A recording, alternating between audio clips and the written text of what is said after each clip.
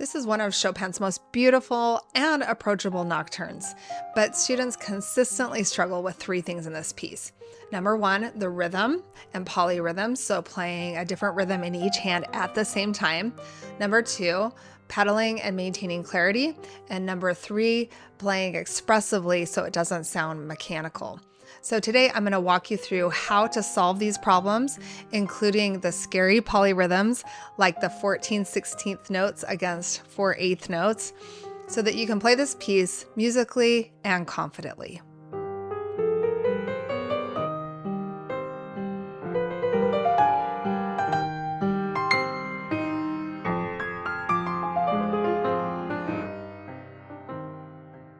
This nocturne isn't public domain in the US, but I can recommend a specific edition that will give you tasteful pedaling, dynamics, and fingering.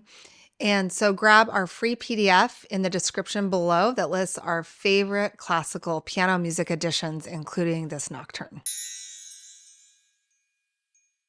This nocturne is marked andante sostenuto. Andante is a slow walking tempo, and sostenuto means sustained. So don't rush this piece.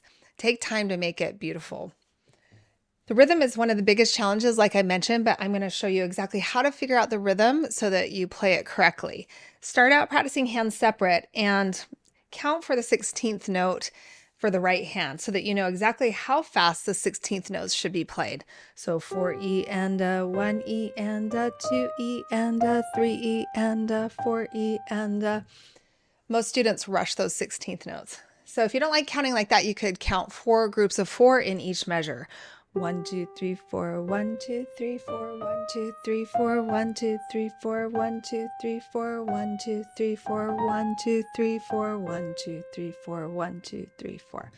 These tiny notes are called appoggiaturas here, and I like to play them just before the beat. So.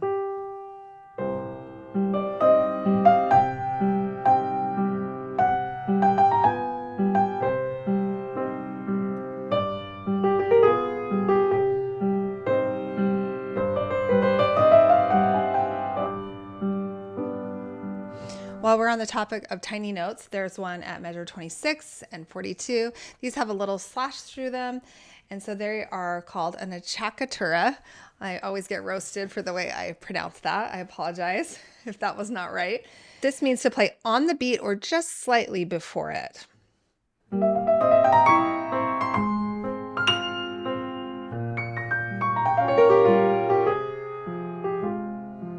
One of Chopin's signatures is his frequent use of polyrhythms. So I'm going to walk you through every polyrhythm scenario in this piece so that you feel confident and you know how to practice and perform them. I want to first talk about some of the easier polyrhythms, and then we'll get to the complex ones. So at bar 4, this looks a little scary, but the notes line up nicely here. So.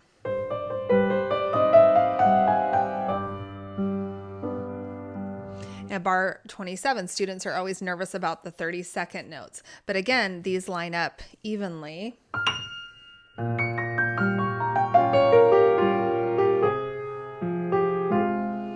recommend doing a little bit of practice counting for the 16th note so you know exactly how fast to play the notes after the dotted notes in this measure. So 4E and a 1E and a 2E and a 3E and a 4E and a.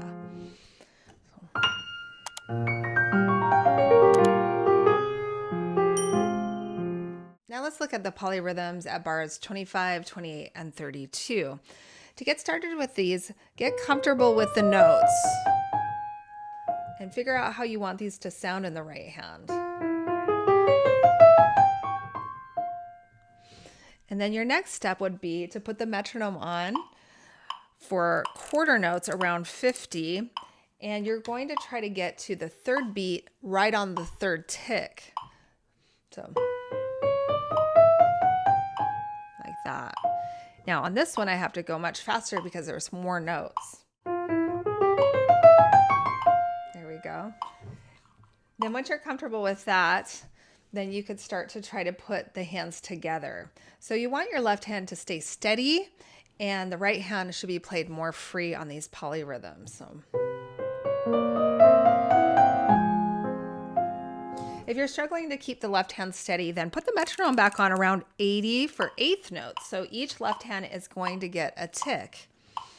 And here.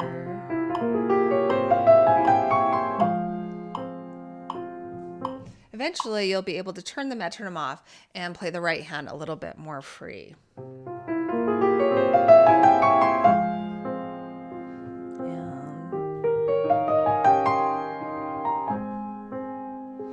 My students always want to know exactly how the right hand and left hand should line up. So it clicks with them if I tell them to play the second left hand note just after the third right hand note. So like this.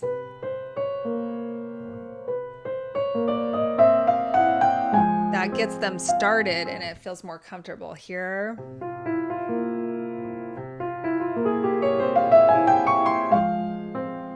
And you can do it here.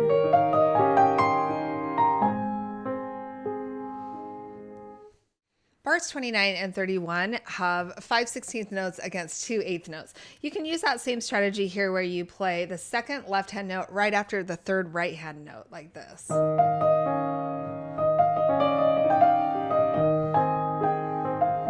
30 and 31 have some triplets. So on a triplet, start hands together, and then the hand that has more notes will go next, and then you stagger. So right, left, right.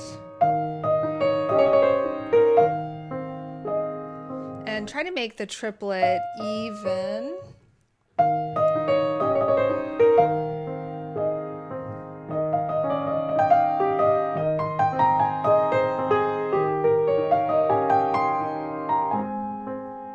Now let's talk about pedaling. So the goal is to keep the right hand melody really clear. As a general rule, you'll change on beats 1 and 3 in this piece, but some measures will need more changes. So I'm going to walk you through bars 1 through 4 and talk to you about my pedal changes. So I'm going to start with the pedal down after the pickup note. So down, change. Now in this next measure, I'm going to change on beats 1, 2, and 3 and then hold for the half note. Then this next measure, I'm going to change on all 4 beats. Change, change, change, change. Then here, I'm going to change on beats 1, 2, and 3 and hold for the half note again.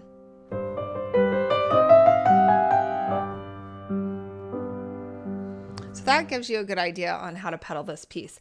At bar 29, there's this repeating E flat in the left hand. Whoops. It's happening at the beginning of each beam in the left hand. So Chopin wanted that E flat to ring through. It's a pedal point. So just change on beats 1 and 3 here.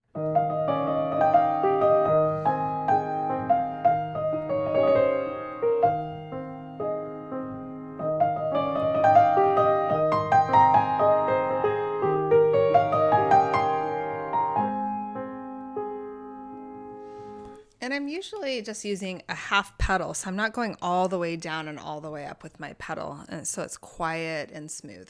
To play this piece expressively, we need to first figure out the phrases, and singing the melody will really help you to figure this out. Don't worry, I'm not going to sing for you, but just imagine someone singing this.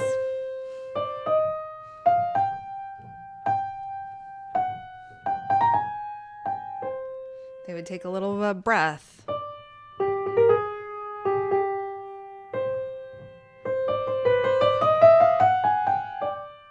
They would take another breath. So I think about bars 1 through 8 as a complete phrase, but I'm taking breaths in between that phrase.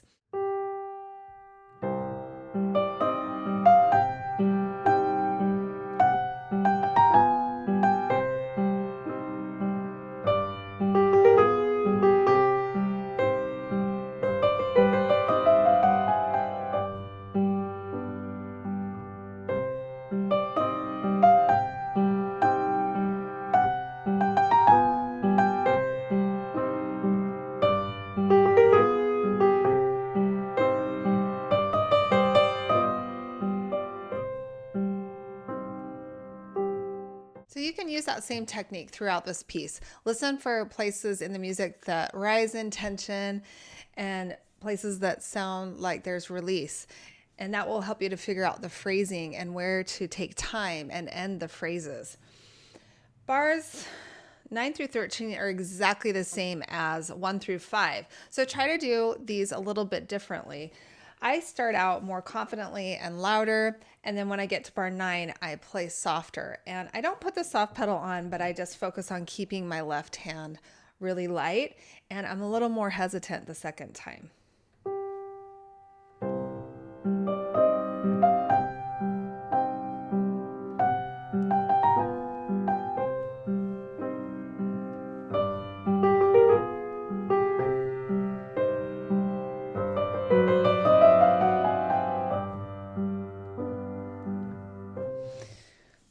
And you need to constantly think about bringing out the right hand melody over the left hand throughout this nocturne. There's a theme at bars 17 and 18 that happen throughout this nocturne, and this is a great place to add some drama. You can hear the expressiveness in the notes. So here, really make the dynamics noticeable.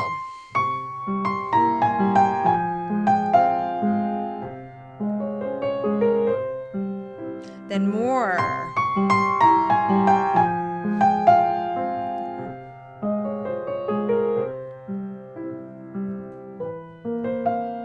That's another place that students really struggle with the rhythm is at bar 17, 1 and 2 and 3 and 4 and the 16th note within the triplet is a little bit faster than the other 16th notes, but try to smooth it out.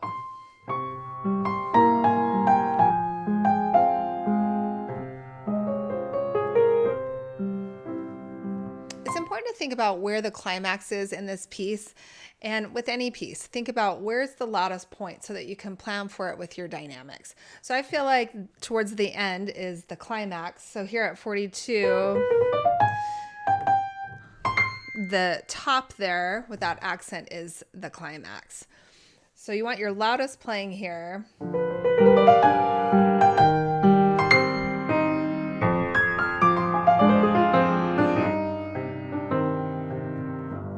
There's similar material a little bit earlier, and it's very expressive, but I would just play it a little bit lighter here. Let's talk about rubato. So Chopin's rubato in the nocturnes should be flexibility in the right hand with a left hand steady tempo. And this push and pull in the tempo should mimic someone singing. It shouldn't be random speeding up and slowing down. So hopefully you've been able to hear how I push forward and then I pull back, like here.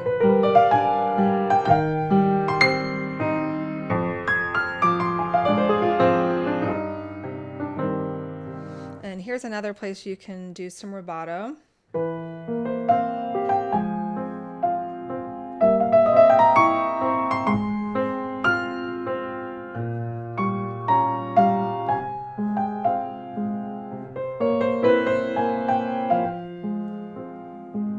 Imagine someone singing, it's very helpful. There's a mood change at bars 29 through 32, so I play this part a little lighter and a little bit faster. So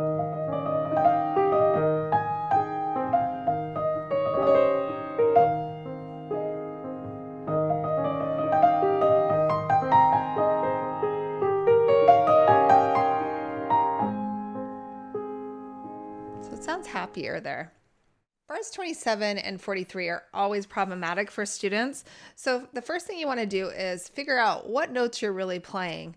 So here you're just playing a G half diminished seventh chord. And if you don't know chords, that's okay. Just look at the note pattern. And it's in the same in both hands. You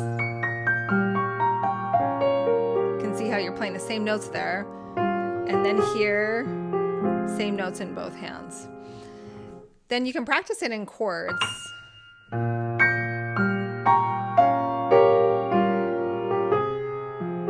And you can practice it with this rhythm.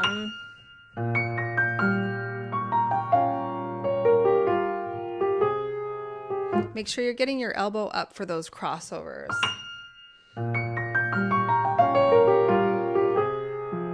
Keep your shoulders down and relaxed. Another trick is when you get to here, get your left hand ready in position before you look at your right hand. I want to quickly talk about the last measure because there's always a lot of questions. So on the rolled chord, usually in most editions, there's a squiggly line from the bass clef all the way up to the treble clef. And that means to roll from the lowest note to the highest note. As far as pedaling goes, change, and then change on the first note of the rolled chord. And we want the C to come out more than the other notes of the rolled chord because that's the melody note. I didn't do that well there, but...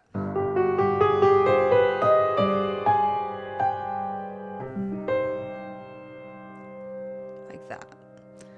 And then slowly lift that pedal. Let me know in the comments if you have any questions about this piece and what was especially helpful in this lesson. If you love Chopin and you want to see more lessons like this, check out our Chopin playlist here. And remember to grab that PDF in the description below that lists our favorite classical piano music editions.